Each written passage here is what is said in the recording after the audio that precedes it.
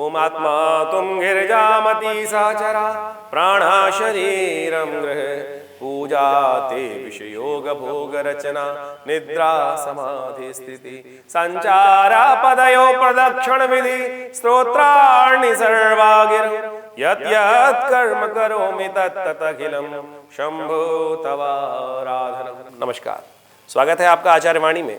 आप हमारे साथ हैं और इस चैनल के माध्यम से हम आपके समक्ष हैं। आज मिथुन राशि वालों के लिए शिवरात्रि का महापर्व क्या खास लेके आया है। देखिए, ग्रहों की गणना तो हमने आपको कई वीडियोस के माध्यम से बताई दी है। आपने भी समझने का प्रयास किया होगा कि क्या कुछ ग्रह योग आपके समक्ष होने के योग बन रहे हैं। देखिए, मिथुन राशि वालों, इस वक्त ग्रहों को समझने का प्रयास करें तो आपकी राशि के अनुसार से देखिए, जो केतु है वो पंचम भाव में चल रहे हैं पिछले करीब एक वर्ष से, और साथ साथ उसके साथ साथ जो शनि है अभी परिवर्तित होकर आपकी राशि के अनुसार से आ गए हैं आपके भाग्य में। शनि जब भाग्य में आ जाते हैं ना, तो भाग्य को जगाते तो हैं, लेकिन सबसे लंबे ग्रह हैं, सबसे बहुत दीर्घ धीरे धीरे काम करते हैं। तो जब भाग्य में आके बैठ गए और वो हो गए अस्त, सूर्य के साथ पिता पुत्र का योग आपके भाग्य में, आपके मन में अंतर द्वंद्व उत्पन्न कर रहा है, हाँ ना की स्थिति इस प्रकार से बना रखी है। यानी लाभ जल्दी से होना चाहिए, समय भाग्य जल्दी से आना चाहिए, और भाग्य बना हुआ है लगातार लुभाने का रास्ता बना रहा है। इतने साल से तो लगातार आपको शनि परेशान कर रहे थे, और 30 वर्ष बाद ये योग आया है। शनि महाराज भाग्य में आके बैठे हैं आपके, और विशेष तौर पर वहां पर शुरू में परिवर्तित होते ही अस्त हो गए हैं। तो ये 2 वर्ष तक इस स्थिति में रहने वाले हैं। अस्त तो नहीं रहेंगे, जागृत तो हो जाएंगे, लेकिन उसके बाद भी भाग्य में विद्यमान रहेंगे। और शनि जब भाग्य में आते हैं ना, तो बहुत कष्ट देते हैं, धीरे धीरे भाग्य को जगाने का प्रयास करते, तरसाते बहुत हैं। यानी लाभ की स्थिति बनी हुई है, सामने ग्राहक बैठा है, ऑर्डर फाइनल हो गया है, लेकिन मिल नहीं रहा है। यानी वो चीजें तड़पाने का बहुत योग देने वाली हैं। तो उसका उपाय क्या करना चाहिए वो भी आज हम आपके समक्ष बताने वाले हैं। और ग्रहों की स्थिति पहले समझ लें। बृहस्पति महाराज का योगा योग जो है वो चल रहा है आपके दशम भाव में, और दशम भाव में बड़ा विचित्र प्रकार का योग बनता है दशम भाव में। और दशम भाव में ही आ गए शुक्र, और वहां देवगुरु दैत्य गुरु दोनों मिलकर किस प्रकार का खेल, शयमात का खेल चल रहा है। यानी सफलता, पूर्णता, कार्य, सम्मान, इन सब पर दोधारी तलवार, यानी इधर उधर स्थिति बनी हुई है।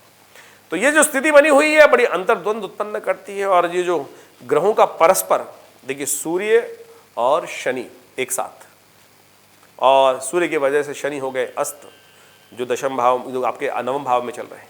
और दशम भाव में देवगुरु और विशेष तौर पर दैत्य गुरु, शुक्र और बृहस्पति दोनों एक साथ।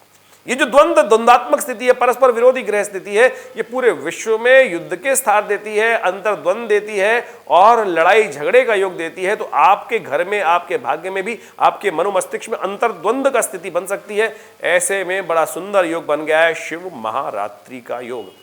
ऐसे में आप बड़े सुंदर तरीके से भगवान का जप करके, एक छोटा सा प्रयोग करके, एक छोटा सा प्रयोग, देखिए जो मिथुन राशि है किस संबंध रखती है, बुध से राशि संबंध रखती है।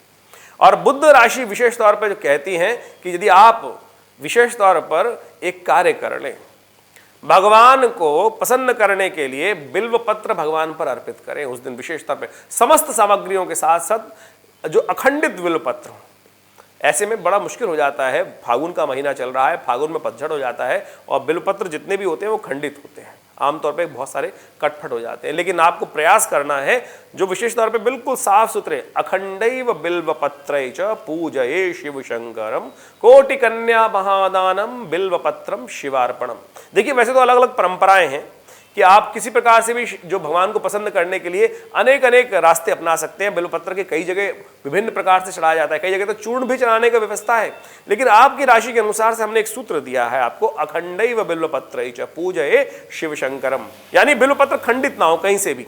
तो ऐसा बिल्वपत्र भगवान को यदि आप अर्पित करें और भगवान का पूजन करें, मंत्र भी आपको बता देते हैं, क्योंकि आपकी राशि के अनुसार से समझ लीजिए कि इस वक्त जो ग्रह हैं वो विशेष तौर पर आपके स्वास्थ्य के दृष्टिकोण से भी समस्याएं उत्पन्न कर सकते हैं। क्योंकि बृहस्पति जब जिस प्रकार का योग बना रहा है वो कहीं ना कहीं आपके हृदय को भी आघातित करने का योग बनाता है। जो लोग बुजुर्ग हैं, जो विशेष तौर पर जो बड़ी एज के हैं उनके लिए विशेष तौर पर ऐसा समय स्वास्थ्य के दृष्टिकोण से हृदय पे विशेष तौर पे ध्यान रखने का योग बनता है। तो ऐसे में ध्यान रखने का प्रयास करें, तब आपके लिए बहुत श्रेष्ठ रहेगा, अन्यथा ये कष्ट देने के योग बना सकता है ये ग्रह का योग।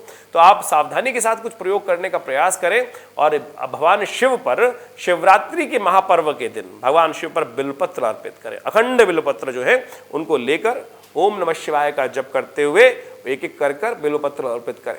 यदि 108 बिल्वपत्र भगवान पर प्रसन्न करने के लिए शिवरात्रि के दिन अर्पित करें तो बड़ा ही शुभ रहेगा। अब समस्या ये हो जाएगी कि अखंड बिल्वपत्र कहाँ से पैसे कम मिलते हैं, 108 मिल जाए तो बहुत श्रेष्ठ है, नहीं तो उसका भी शास्त्र में उपयोग बताया गया है।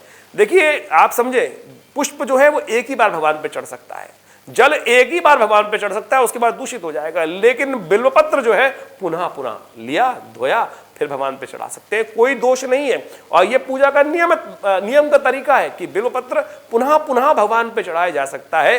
तो आपको हमने समस्त शंकाओं का निवारण इसमें कर दिया है। शिव महारात्रि जो है विशेष तौर पर आप समझ लीजिए सिद्ध रात्रि है, सिद्ध रात्रि, आम रात्रि नहीं है। और भारतीय संस्कृति में रात्रि का ही महत्व बताया गया है। हमने ग्रहों का योग भी बता दिया आपके लिए, क्या कुछ होने के योग दिखाई देते हैं। और समझ लीजिए एक वर्ष में एक बार ये योग बनता है शिव महारात्रि का। ये रात्रि जो है आपके समस्त जो कष्ट हैं उनको दूर करने का योग बना सकती है।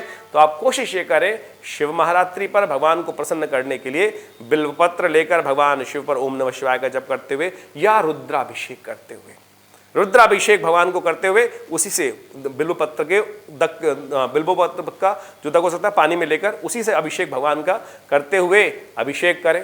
देखिए आपके कष्टों को दूर करने का योग बनेगा। अकाट्य प्रयोग शास्त्र के दृष्टिकोण से जो विशेष तौर पर यजुर्वेद संहिता के अंतर्गत आए उसके माध्यम से हमने उपस्थित किया। और आप सब भी हमारे विवेकानंद योगाश्रम में जो रुद्र महायज्ञ रविवार उस दिन शिवरात्रि के दिन होने वाला है उसमें भाग ले सकते हैं। नंबर्स आपके सामने स्क्रीन पे है और आप उन सब कष्टों को दूर करने के लिए लाभ लें। धन्यवाद।